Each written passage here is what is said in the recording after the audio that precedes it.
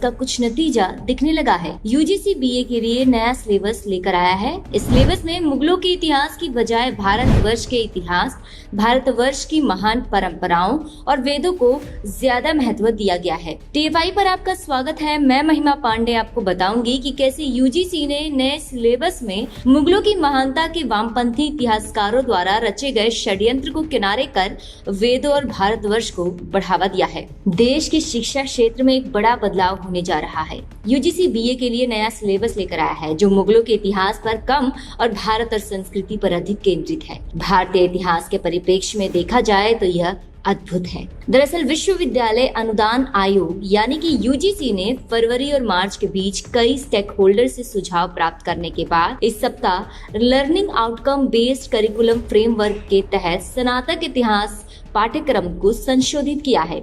हालांकि इस under graduate course के सिलेबस के सामने आने के बाद कई लोग हंगामा भी खड़ा कर रहे हैं। इस सिलेबस में वैदिक साहित्य पर अधिक ध्यान दिया गया है और मुगल कालीन इतिहास को कम किया गया है। मुगल कालीन इतिहास के बजाय भारतीय साम्राज्य जैसे विजयनगर को अधिक महत्व दिया गया है। हम सब इस बात से अच्छी तरह से वाकिफ हैं कि पुरानी पठन सूची में सिर्फ आक्रमणकारियों का महिमा मंडन किया गया था।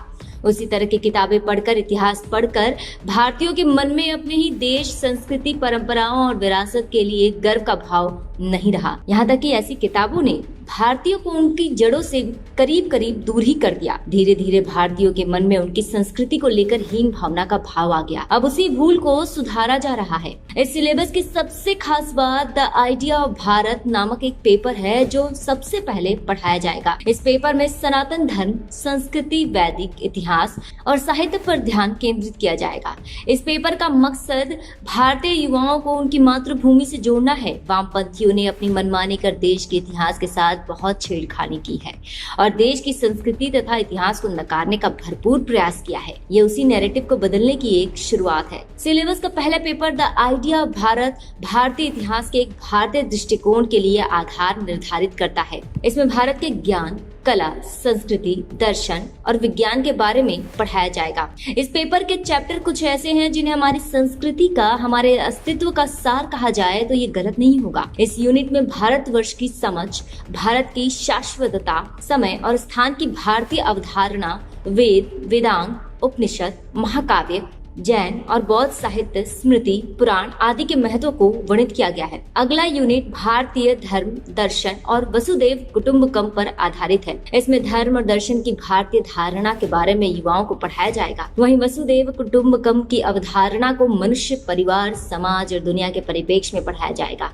इसके साथ ही इसमें राजनीति और शासन, जनपद और ग्राम स्वराज्य की अवधारणा को शामिल किया गया है। The idea of Bharat paper का अगला यूनिट विज्ञान, पर्यावरण और चिकित्सा विज्ञान पर आधारित है। ये यूनिट प्राचीन भारत में विज्ञान और प्रौद्योगिकी, पर्यावरण संरक्षण पर भारतीय दृष्टिकोण, आयुर्वेद, योग और प्राकृतिक चिकित्सा तथा भारतीय अंक प्रणाली और गणित से युवाओं को अवगत कराएगा। इस सिलेबस के पहले पेपर में जिन टॉपिक्स को शामिल किया गया है उनकी लंबे समय से राष्ट्रवादियों द्वारा मांग की जा रही थी। इस सिलेबस के प्राचीन भारत के पार्ट में भी एक बड़ा बदलाव किया गया है जो वामपंथी इतिहासकारों का सबसे बड़ा काल्पनिक प्रोपेगेंडा था। इस सिलेबस में आर्यन इन्वेजन थ्योरी को स्पष्ट तौर से एक मिथक कहा गया है। इसके साथ ही इंडस वैली सिविलाइजेशन को उसके इस नाम से ना पुकार सिंधु सरस्वती सभ्यता कहा गया है। यह बदलाव भी भारतवर्ष के वास्तविक भौगोलिक विस्तार को प्रस्तुत करने के लिए बेहद आवश्यक था। यह पहली बार है कि आधिकारिक तौर पर भारत में कहा जा रहा है कि सिंधु सरस्वती सभ्यता लुप्त नहीं हुई है बल्कि बच गई है।